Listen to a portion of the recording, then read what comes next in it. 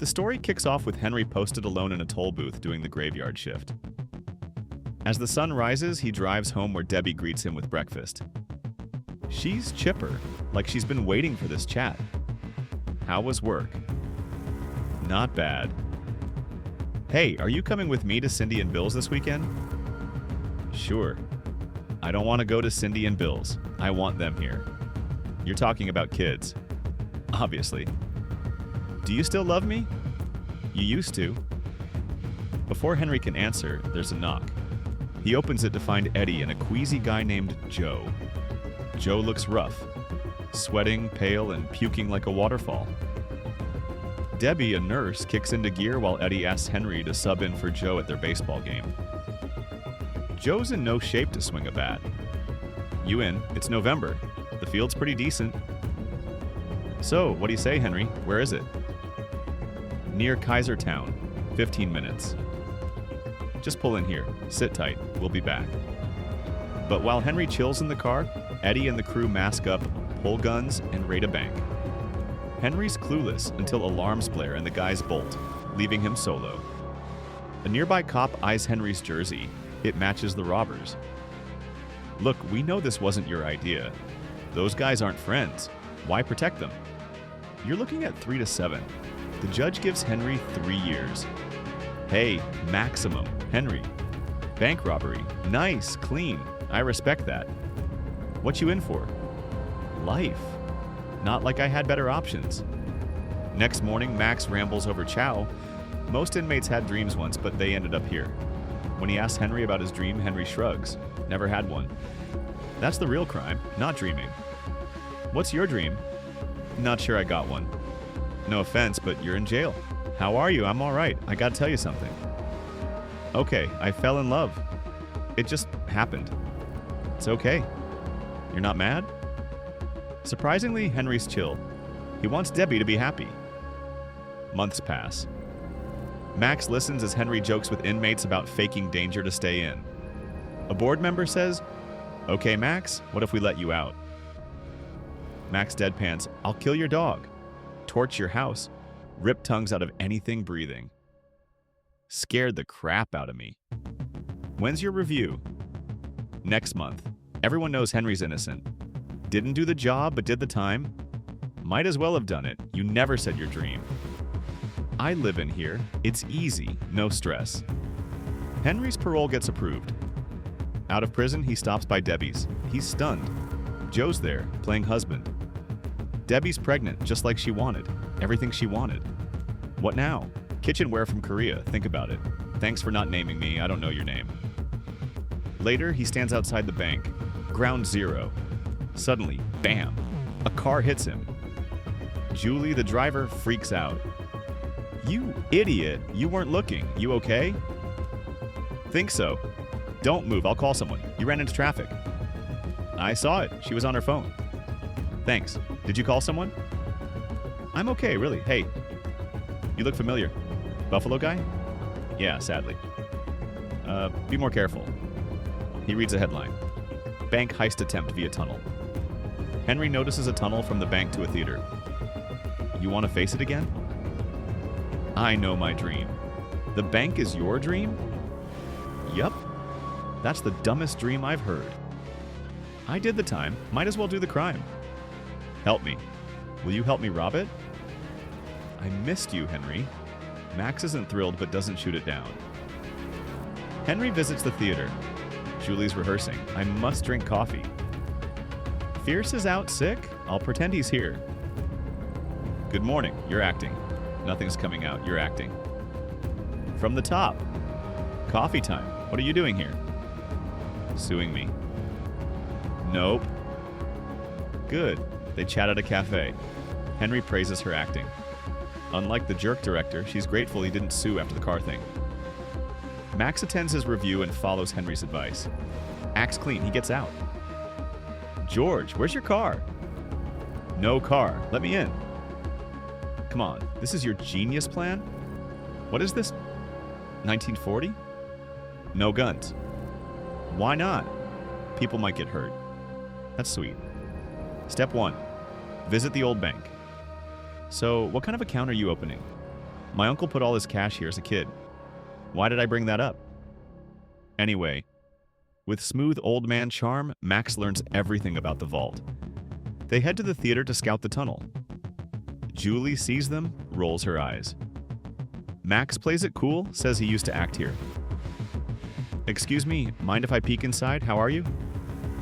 Great. What shows were you in? The classics. Shakespeare, mostly. Could I be annoying and get a quick tour? Sure, I guess. Go ahead. Is that your dad? No, he's a friend. Seems like your dad. The inner sanctum. Like yesterday. Here, familiar? Absolutely. Their tour guide, caught up in nostalgia, shows Max where the tunnel was. Max taps walls, taking mental notes. Later, he returns with Julie.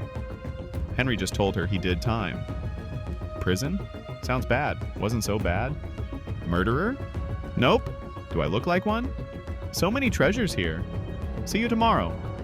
Tomorrow? Yeah, Max volunteered. Time to work, lazy American. Dinner after?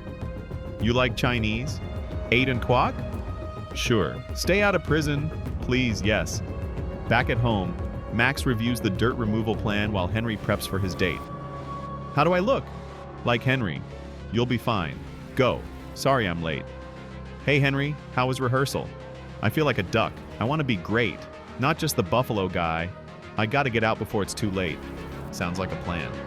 I hate fortune cookies. I love them. They walk by a waterfall. Henry opens up, tells her about prison, then confesses he actually wants to rob the bank. Wait, you want to rob the same bank? That's hilarious, Henry. Let's get ice cream. Can't believe I'm here. Me neither. God knows I love my country.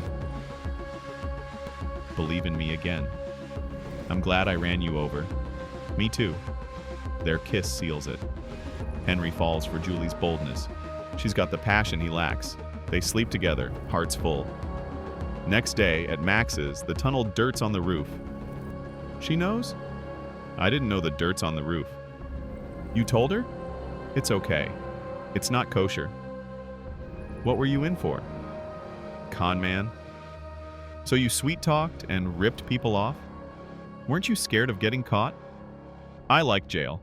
You're a greedy crook. Excuse me? Excuse me what? Next morning, Max gets Julie to drive him to the theater. Henry reminds him about the car. On the way, Max decides to audition, to get to the tunnel again. A lead actor drops out. We could be digging right now, if we were in the dressing room. What if you played Leakin? I'm no actor. You're not a robber either, but you're doing that. She said you're a natural. A natural's a natural. There must be another way. This is it. You'll be great. What is happening here? You unprofessional. Mr. Miller? West End? You're lucky. Go to that overrated crowd pleaser. Goodbye, Derek. Sorry. We've got auditions. Here's a list. Can't hear you when you yell. You mean Henry plays Leakin? Himself. Just think about it, Julie. Henry lands the role, giving them full access. But the tunnel job needs more manpower. Why is there still so much dirt? We need more help. You suck. That him? Hey, Joe. How's work? Business tanked. Just plastic junk now. We can help. You in? Let's just grab some guns and hit it head on. No. No dumb teller jobs. This isn't that kind of robbery, Joe. As they dig, Julie sees Henry's depth. He's committed to the role, not chasing money. He wants a clean slate. That girl, I'd run for, running down. One night, walking home, Henry, Max, and Joe bump into the same cop. I saw you in the bank, then out of the theater. I know what you're doing. What do you want, Frank? Monthly, a truck gathers cash from our partner banks. $12 million. Vault's full. Only fools rob the bank any other time. I can help. I'm your inside guy. This smells like a setup. Back at rehearsal, the director keeps berating Julie. He pushes too far. Liar. Then show us. Want to die broke and alone? That it? Run, Julie. 5-minute break. You okay? I hate him. I'm a damn good actress. Always have been. They say I'm cold. Max and Henry hear a knock. It's Joe. And Eddie. Joe looks rough. Eddie says Joe told him everything and now Eddie wants in. Max isn't having it. Who is this guy? I know the story. Somebody tell me who he is. I'm in or you're out. He's clueless. Can you please get him out of here? Chill, old man. Yeah? What do you want, Eddie? The American dream. The following day, Max and Henry return to the theater and find out that opening night is only a few days away. Henry freezes. He suddenly says he doesn't think he can go through with it anymore. I can't do it. Can't do what? I can't do this. You dragged me out of jail for this. Look, I've gotten through life using my mouth, you know? But now I'm finally about to do something. You get that? Take a chance on Buffalo. I loathe that commercial. We've got to do it. Opening night.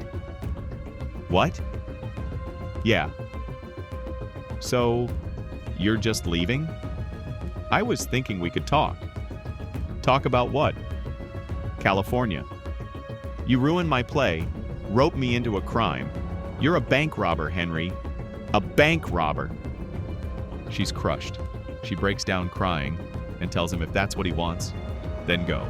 Soon the big night arrives, for both the play and the heist. Tonight, my dear players, we give the audience our imagination. As we say back home, go out there and break some... 10 minutes, folks! 10 minutes! As expected, the cash arrives at the bank just like the cops predicted. Henry carries on with his role on stage, but then quietly sneaks off to join the robbery. At first, all seems to go to plan. Where is he? Where's that old geezer? Goodbye! Go, go, go! Glad you made it, old man. Welcome to my world. They get the money, but suddenly, Eddie draws a gun and points it at Max. He orders him to shut it and get out of the way. Then he tells Joe to carry the bags to the car. Joe, visibly shaken, refuses. Don't do this. Just stop. Welcome to the party, Brando. Come on, Eddie, we're done here. Shut it, Joe. No happy ending for you. You sick animal. Max! Act 4 places everyone. You're doing great. Though hurt, Henry drags himself back on stage and finishes his performance. Meanwhile, Eddie gets knocked out cold and locked away down in the tunnel. With that mess settled, Max, Joe, and Henry make their getaway with the cash. Pull over. Joe, stop the car. I said stop the car. What the hell, Henry? I'm getting out. I'll see you around. What's happening? Let's get moving, now, but don't rush. Back on stage, Henry faces the audience and Julie. He tells her he came back. This isn't in the script, but he wants them to go to Moscow together. He keeps repeating that he loves her and wants to stay with her. Julie tries to continue acting, but Henry won't stop. You should have boarded that dumb train. You messed up, not telling you how I felt. Don't fake like you care. You think this is about money? Yes. It's never been about money, you know that. My sister, need help? Out. Don't you have a train to catch? Out. The audience? Totally locked in. They aren't upset. It's like they're watching magic. Some even cheer for Julie to say yes and go to Moscow. The director finally catches on and motions for the stage lights to dim. He tells Julie to respond. I'm not scared. Yes, you are. Scared of what? Tell me, Henry. Come with me. To Moscow. Go with him. To Moscow? Lights down, count to 10. Julie doesn't say it outright, but her face says everything. She's ready for a new chapter, with this strange, sweet, wonderfully weird man named Henry. At its heart, Henry's crime isn't just about robbing a bank. It's about waking up, about realizing that you've been drifting through life like a passenger, clocking in, clocking out, going through the motions. And then one day, someone hands you a shovel and suddenly you're digging towards something. A purpose, a dream, a second chance. Henry wasn't a criminal. He was just stuck. Until life, in the most ridiculous, unexpected way, forced him to ask, what do I actually want? And for the first time, he didn't shrug it off. He chased something. Not money, not revenge, but meaning. He fell in love. He took risks. He did what most people never do. He broke out of the emotional prison he'd been living in long before jail. And maybe that's the point. Sometimes the worst thing that happens to us is actually the beginning of the best thing that ever could. We all walk around scared. Scared to fail, scared to be seen, scared to say, I want more. But Henry's crime reminds us, you can still find your dream, even if it starts with a mistake. Even if you were late to the game, even if you had to break the law, to finally break free. So go on. Take that chance on Buffalo. Take that shot at Moscow. Take that role you think you're not good enough for. Because maybe the real crime, the only crime, is never daring to live the life you actually want. If you enjoyed this movie recap, you'll love the next one on screen about a man who will pay $4 million to anyone who kills his son's kidnappers. See you in the next one.